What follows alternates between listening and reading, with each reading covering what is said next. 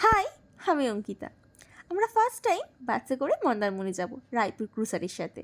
বাসটার last stoppage ছিল দীঘা। তো বাসে আমরা লাগেজ রেখে সিট নাম্বারগুলো কনফার্ম করে একটুখানি চা খেতে গেলাম।